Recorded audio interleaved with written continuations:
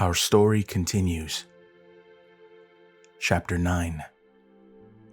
Darkness surrounded Mendeln. Darkness that felt as if it went on forever. Odyssean's brother suspected that if he ran and ran as hard as he could for as long as possible, he would find no change in things. It would still be dark and empty. A part of him was unnerved by that, but another part was morbidly fascinated. Still, his concerns for Odyssean overrode that fascination, and the longer Mendeln stood alone and silent in the darkness, the more impatient he became to return, if such a thing was possible. He was, after all, very likely a prisoner. Why this betrayal, Achilles? He asked himself. Why steal me away when I only wanted to reunite you with the others? What reason could you have for stopping me? Because what you would have done would have had very unfortunate repercussions, replied the voice he knew so well from his own mind. A shape emerged from the darkness, a shape that yet still seemed very much a part of it. The tall, very pale man with features too perfect. The cowled figure stood a full head higher than Mendeln, something the younger son of Diomedes had not earlier noticed. What repercussions? What? Speak some sense. What repercussions? But instead of answering those questions, the other turned from him and looked up. Not that Mendeln saw anything different when he, too, stared in that direction. There was simply more of the darkness. The stranger, no. He had called himself Rathma, quietly asked the emptiness. Well, can you sense what she is about? And the emptiness answered. No, she is well shielded in this regard. There is perhaps only one who knows best how to infiltrate that shield and learn the truth. Rathma frowned. And we cannot exactly expect my father to be of assistance, as he is more likely than even her to try to reduce me to dust. There is that small matter. Mendeln's head throbbed each time the second voice spoke, as if his mind was not strong enough to fully accept its presence. He clutched his temples, trying to regain his balance. Forgive me, the voice said, its intensity much reduced. I will endeavor to keep within your bounds. Rathma helped Mendeln straighten. The first time he spoke to me, I thought my head would split open. Did not mine do so? Mendeln blinked, again seeking the source of the voice.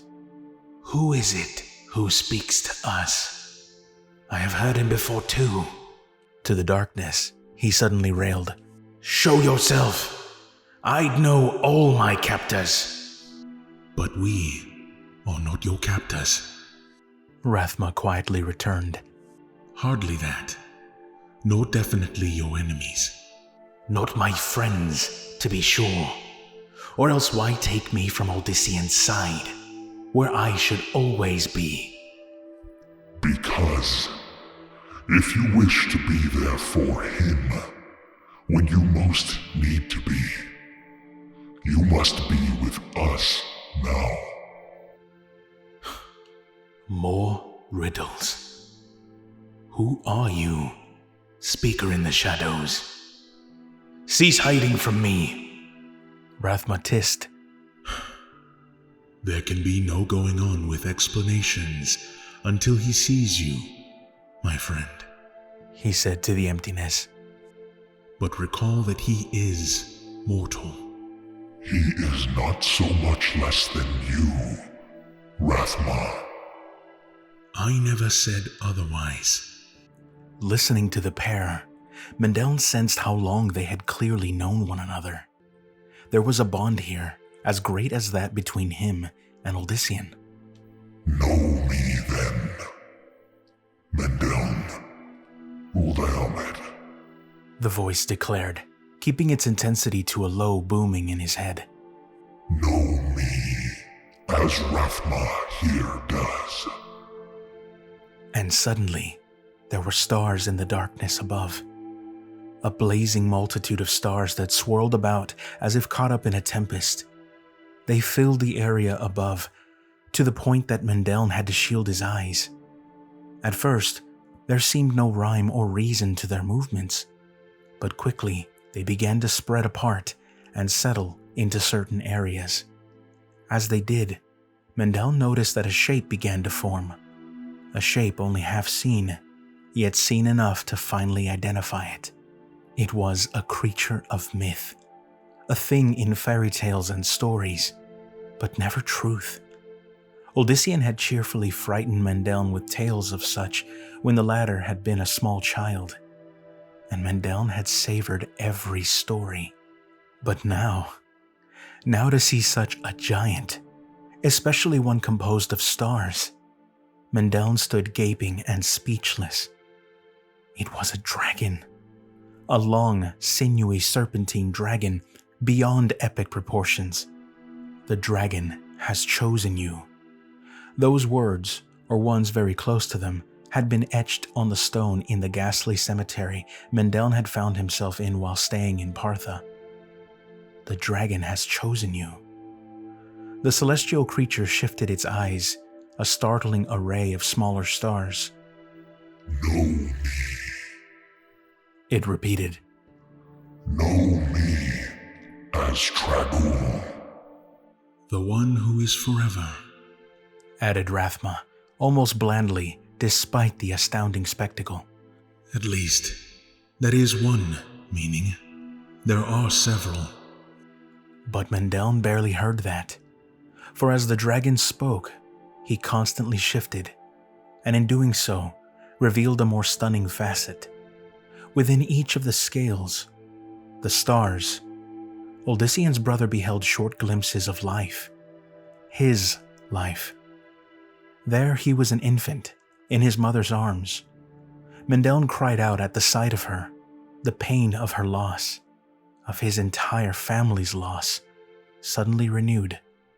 He forced himself to look beyond that moment, and thus witnessed one scene after another, as the years of his pitiful little mortal existence raced along in what was for Tragul surely the blink of an eye.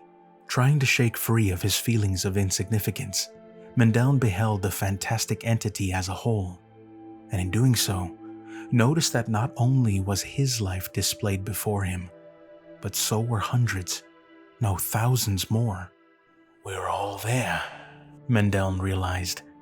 All of humanity. From the first on, each scale is a measure of some part of us. And among those lives, his eyes somehow fixed upon Odyssean. In fact, the images of the brothers intertwined constantly, which made sense, of course. Whether together or alone, they were bonded by more than simply blood. Yet, as the years of their lives swiftly progressed down the body of the giant, the two lives grew more separate. Mendeln saw the discovery of the stone near Sarum and his brother's seduction by Lilith as Lilia. The images flashed faster and faster. Partha, Lucian, Achilleos' death, Taraja, Cerinthia, and on until Tragul shifted again, and the lives of the sons of Diomedes became lost among the sea of other existences. The human let out another cry and stared at what passed for the face of the dragon. No more should you perceive, Tragul told him. for beyond that is the realm of possibilities, where what you see are the paths that choices not yet made determine. It would be a danger to yourself and to this world to try to choose from them before life has assisted you in the decision. He was speaking of the future, The dragon not only reflected the past and present, but what could be. The incredible immensity of the being stretched above him only now struck Mendeln. He sensed that Tragul only revealed to him, and even Rathma, a most minor portion of himself. Turning to the cowled figure, Mendeln blurted, "What?" What is he, you want to ask? Rathma gestured at the ever-shifting form. Even Tragul does not entirely know. He has existed since just after the beginning of creation, although not quite as we sense him now. No, that came later. Whenever the dragon spoke, the scales flowed and shifted, constantly displaying other lives, other times. That came with the finding of the shards, with the molding of sanctuary by the renegade angels and demons. Mendeln had no idea what the Leviathan was talking about, save that it had mentioned demons. He glared at Rathma, whose features had, for the past few moments, greatly reminded him of another. Too much of another, in fact. And then it struck Mendeln like a bolt through his heart. He knew exactly who it was. You and she! Odyssean's brother grated, anger exploding. He pointed a condemning finger at the figure, who stood as motionless as death. You and she! I can see it in you! You are hers! Hers! Mendeln summoned words of power, words that he was well aware he had gained from the very one he sought to attack. Rathma raised a hand. In it materialized the ivory dagger that Mendeln had seen before his kidnapping. As the last of the words escaped Mendeln's lips, the dagger flared bright. So near the unnatural illumination, and with his eyes now accustomed to the darkness, Mendeln was instantly blinded. He let out a cry and stumbled back. He has adapted to your teachings well, Rathma. Almost too well.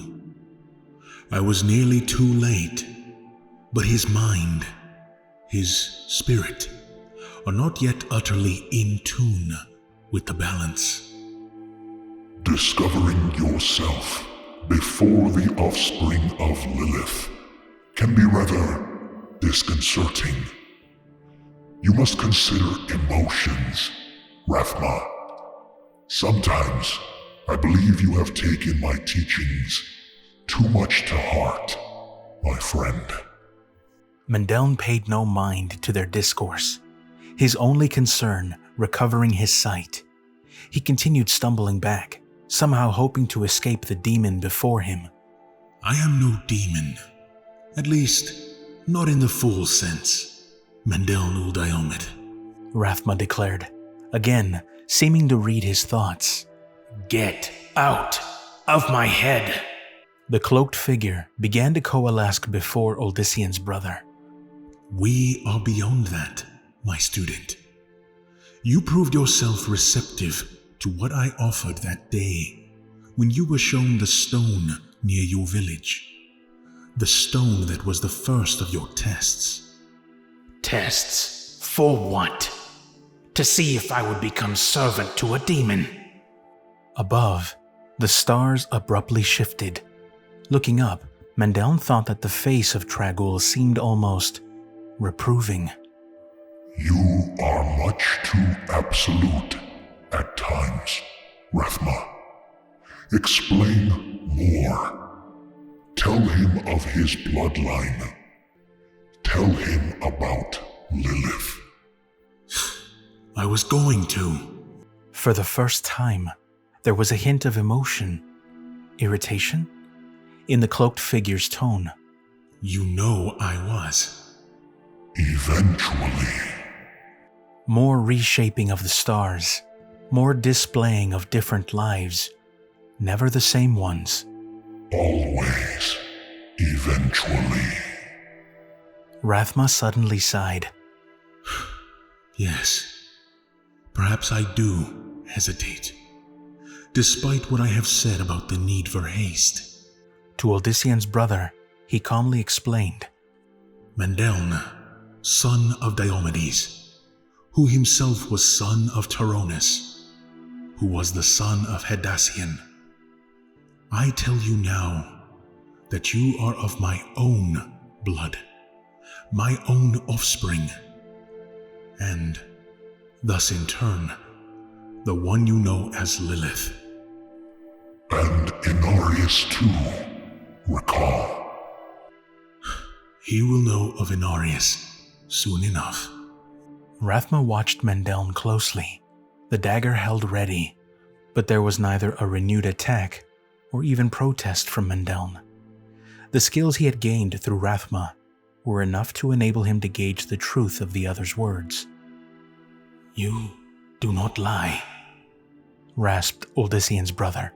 You've made certain that I would know it. He shook his head.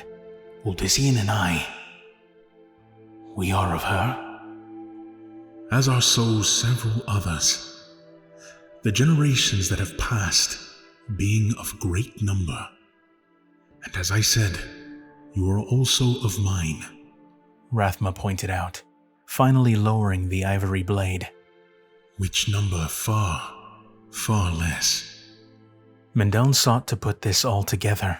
Is that why she chose him? And you me?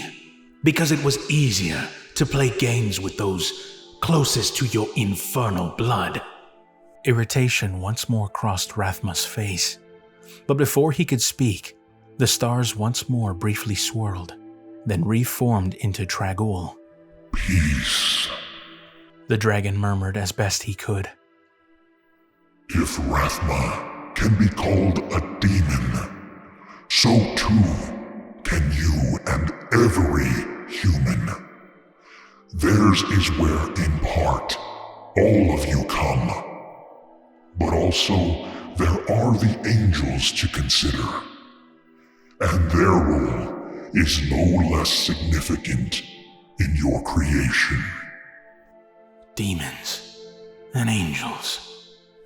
The notion that everyone, was descended from such sounded so ludicrous. Yet once again, the abilities with which Rathma had imbued him made it impossible for Mendeln not to see that all of this was truth. It all only verified what Lilith herself had revealed in the course of matters. Mendeln had always secretly denied her claims, believing them lies used to undermine Odyssean's defiance somehow. But the only lies involved were to myself, it seems. Very well. You know that I must believe you. What does that matter? I will be your pawn, no more than my brother will be hers. Rathma let out an exasperated sigh. For him, Mendeln realized, these small slips represented major displays. We seek no puppets. That is my mother's way. And my father's, it appears also. No, Mendeln Uldaomid. What we seek is nothing less than any who can stand against what has been destined to come to pass since the very beginning. Above, the dragon stirred. In some ways, Tragul was to Mendeln a far more emotional being than the man with whom he trafficked. Therefore, when the Leviathan spoke, Mendeln had no trouble sensing the urgency Tragul sought to relay. Rathma speaks of his father's folly. The dragon explained. The folly of keeping sanctuary secret from those beyond. The burning hells know already. And thanks to Lilith's insanity, the high heavens will also soon discover this realm. Through Lilith, Odyssean and thus Mendeln had learned the name given to their world by those who had founded it. The demoness had also mentioned something of its earliest, highly turbulent history too, yet she had never spoken much, as far as he could recall, of what would happen if those from whom the refugees had fled would all come to know of Sanctuary's existence. He had supposed that not an important point anymore, but it was obviously a very, very vital one. Indeed, dread spread through Odyssean's brother, so much so that he was barely able to blurt out, And so? And so, even if Lilith is foiled, and Honorius offers peace, an improbable thing, it is very likely that Sanctuary and all within it, being that which not even the most powerful of either side could have once imagined, will still be destroyed. But why? There was that in the shifting of Tragul that hinted to Mendeln how disturbed even the great creature was concerning what they discussed. It is what the demons and angels do. Whenever they come across a potent potential advantage, they fight over it until they destroy the very thing they desire. A fate, sadly, that is better than becoming the fodder for either. That is why we need you, Mendeln Ultiomed. Added Rathma, nodding to the mortal. That is why we truly need you to stand with us. Of your own free will, naturally. Mendeln swallowed. Hashir came into sight near noon on the last of the 4 days that Odyssean had demanded of his Edirum. They had crossed the vast jungle with a swiftness that no one before them surely had. So Tomo, Saron, and many other Toragians claimed, and Odyssean had no reason to doubt them. Distant Hashir, as seen from his vantage point, could be no more than half the size of Toraja. But Odyssean felt that taking the temple there would require 100 times the effort. Still, he hoped to avoid unnecessary bloodshed, if that was at all possible at this point. I want to enter the city in peace, he told Cerinthia and the others. I want them to see, as Toraja did, that we mean no harm to those not seeking to harm us. That's essential. The Triune knows we're headed this way. They've had time to work on the populace. It could be that the people have been poisoned against us, the merchant's daughter pointed out. Our greeting might not be so gracious as in Toraja. Romus and several others nodded. Nevertheless, Odyssean was steadfast in his decision.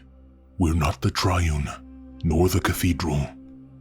We show empty hands to Hashir, but fill them if need be. Odyssean had the majority of his followers wait in the jungle, just out of sight of the first settlements near the city. He chose a party of 50 to come with him, Cerinthia and Tomo among them. Romus he left in charge, trusting most in the reformed villain. As with each time that Odyssean had shown such faith in him, Romus fell to both knees and took the other man's hands, touching his forehead to Odyssean's fingers. The Parthian tearfully said, Master Odyssean, I'll not be letting you down. Not ever. By you. I've been saved from myself.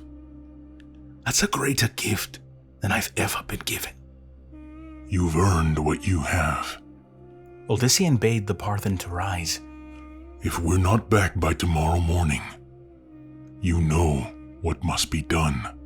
Romus gritted his teeth, and his hands formed fists. But you'll be coming back, Master Odyssean. You'll be coming back. Odyssean wished that he felt so confident.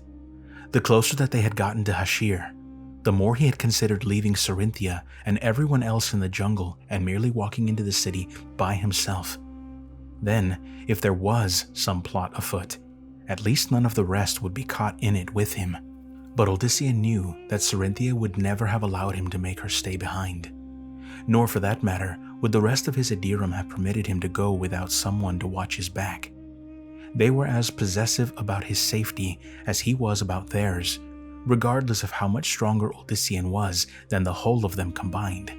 The whole of them, save Cerinthia perhaps. By the time they had reached the vicinity of Hashir, she had become true second in command, and her word was nearly as respected as his own. Her counsel had become invaluable to him, just as she herself had. And that was why, the night before reaching Hashir, he had finally given into his emotions and hers. Even Achilleos' shade could no longer keep him from her. Their coupling had lasted long, the pent-up fury, as much for what had been lost as what was now found. There had been comfort, too, in the familiarity between them, the only familiarity that Odyssean had left in his life. She stood at his side as he led the smaller band toward the city gates. Odyssean had purposely mixed his party half Tarajan and half Parthan. The Hashiri, as Tomo said the locals were called, eyed the lighter-skinned members with something approaching awe, many possibly never having seen an Assyrian before. Whether that was true of the guards at the arched gate was not evident, for they stood with wary faces and taut muscles even as the newcomers approached. Other traffic flowed in and out through the gates. Wooden carts pulled by oxen, robed pilgrims on foot, and well-dressed merchants on horseback. Just a few examples noted in passing by Odyssean. All got short but studious glances by the sentries as they crossed the threshold. One, a plumed figure who had to be the officer in charge, eyed the foreigners, but said nothing until they were next to step into Hashir. "Do you carry goods for the market?" he asked, even though it should have been obvious that they did not. When Odyssean answered for everyone with a shake of his head, the officer then peered at the various individuals. "Pilgrims, then. Where is your town, Athenian?" "I'm from the village of Sarum. Others here are from the town of Partha and the city of Taraja." The man grunted. "Tarajians I can recognize, Athenian. Partha and Sarum. These are places I do not know." He finally shrugged. "Obey all laws, and Hashir will always welcome you." "We thank and respect Hashir for its generosity," Odyssean returned, having learned the reply from Tomo. Lowlanders, as Odyssean and the Parthans thought them, always expressed gratitude to a new city upon arrival in it. His knowledge of the proper response took some of the stoniness out of the guards. The officer waved them past. Hashir was similar in style to Taraja, and from what Odyssean had learned, the former was actually the foundation of the larger city. At some point in the past, Hashir had sent out the explorers who had built Taraja, named after a hero in lowland epics. Odyssean found it ironic that Taraja had outgrown its birthplace despite its seemingly remote location. The tree-lined streets were there, but lacking the small creatures so venerated in Taraja. Instead, a variety of colorful birds appeared to have staked claim to the rich foliage, some of the avians even exotic to Tomo's people.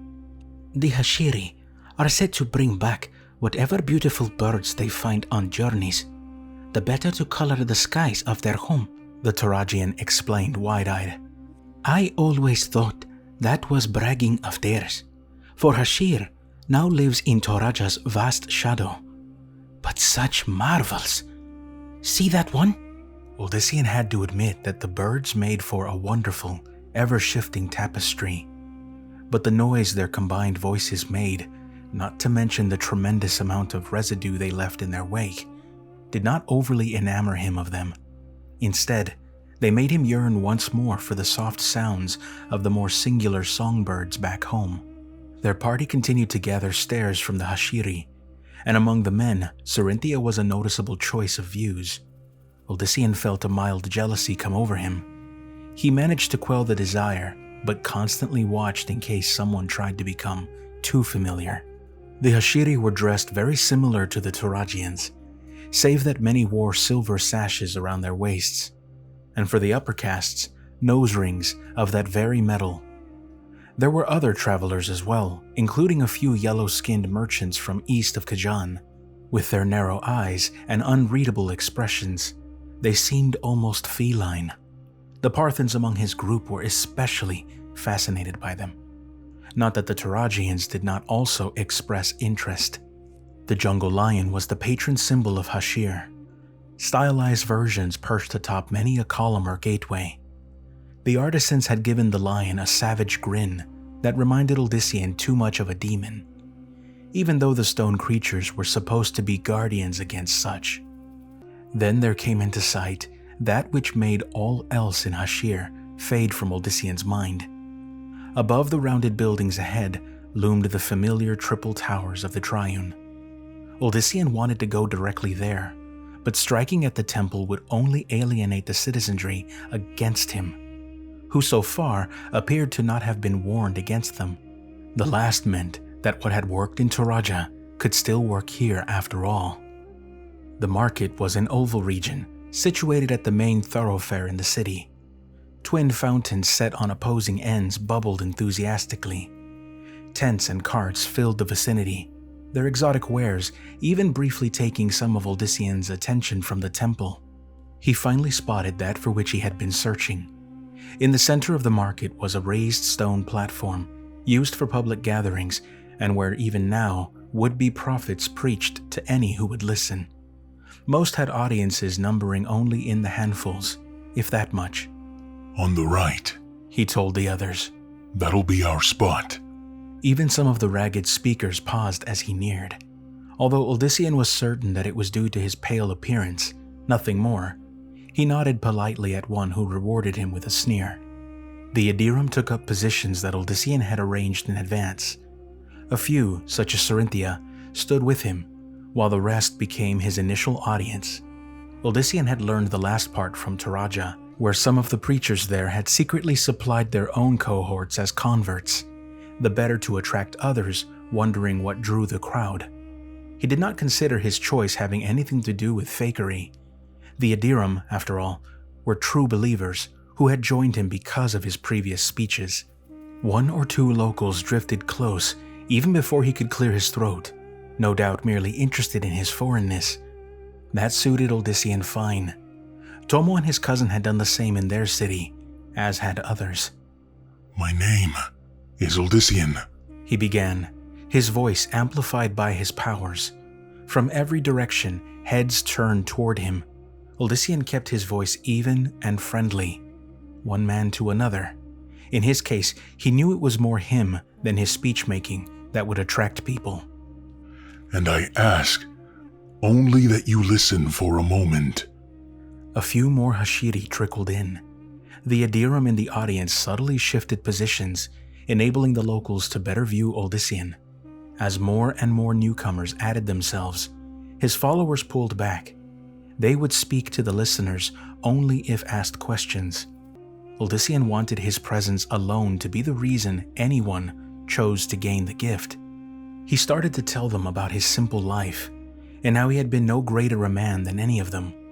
Even before Odyssean reached the part where he had discovered his powers, leaving out the detail of Lilith. Those listening numbered more than his party. With others constantly streaming toward the area, Cerinthia glanced at him, her smile giving him more confidence. Hashir started to promise to be like Partha, a place full of acceptance, not fear and hate, not like his lost Sarum. The crowd in the market was now mainly his. Odyssean gazed out at the faces, many of them clearly ready to learn of the gifts within themselves. Giving the throng a cursory search, he also detected no enmity, no treachery. He had expected there to be at least one servant of the Triune among his listeners, but could find none. Perhaps, he thought, they had holed themselves up in the temple, preparing for battle. If so, they would find it coming soon enough. Nearly every other activity in the market had ceased. The rest of those preaching had long fallen silent, and at least one stood among Odyssean's audience, his expression as rapt as several of the others. As he neared the conclusion of his speech, Odyssean created a glow light. Gasps arose from the crowd. He dispersed the light, but the point had been made. What he spoke of was not mere fantasy, nor trickery. Magic, yes, but one that he now pointed out was possible for anyone there, if only they would see. The city guards who had been patrolling the market when first he had arrived now stood at the outer edges.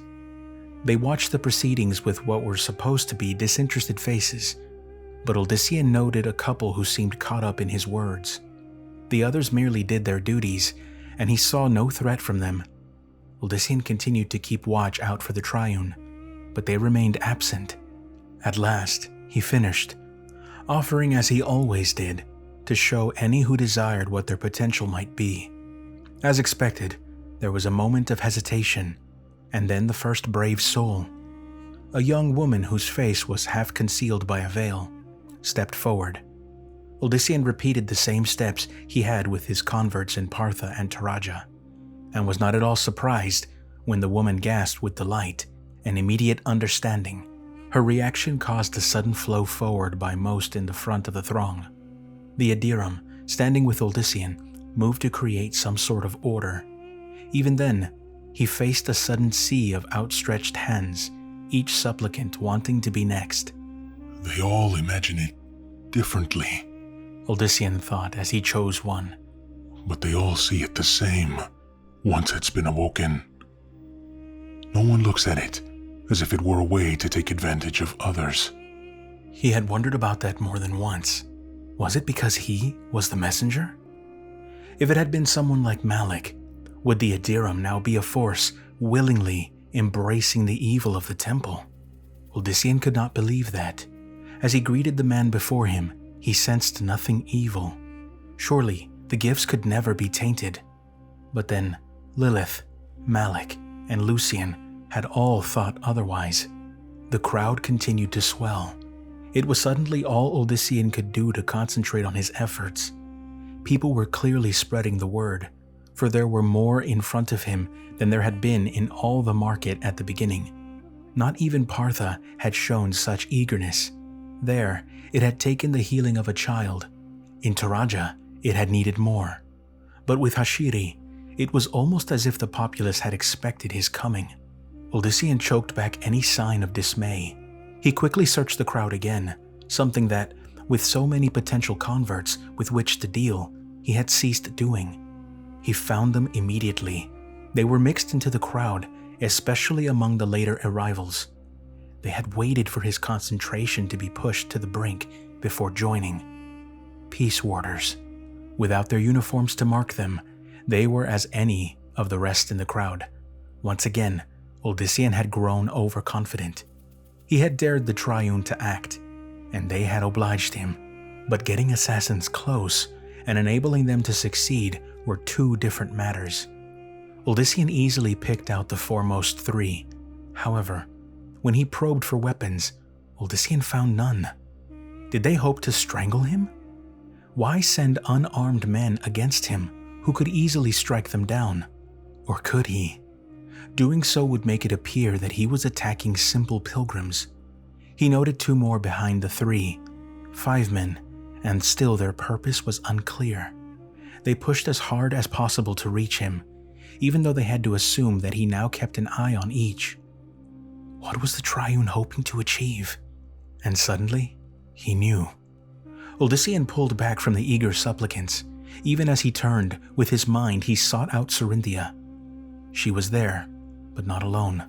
2 figures, a small girl and an elderly man, held hands with her. Likely, Cerinthia had sought to bring them to him. However, her expression, mostly puzzlement, indicated that she was just becoming aware of something amiss. To his own heightened senses, there was very much wrong. He could see them for what they were, even though they wore semblances of others and seemed impossibly small and weak in comparison to their true, foul selves. Morlu.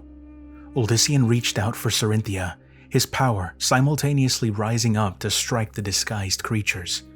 But in the next second, the Morlu vanished, and with them, Cerinthia.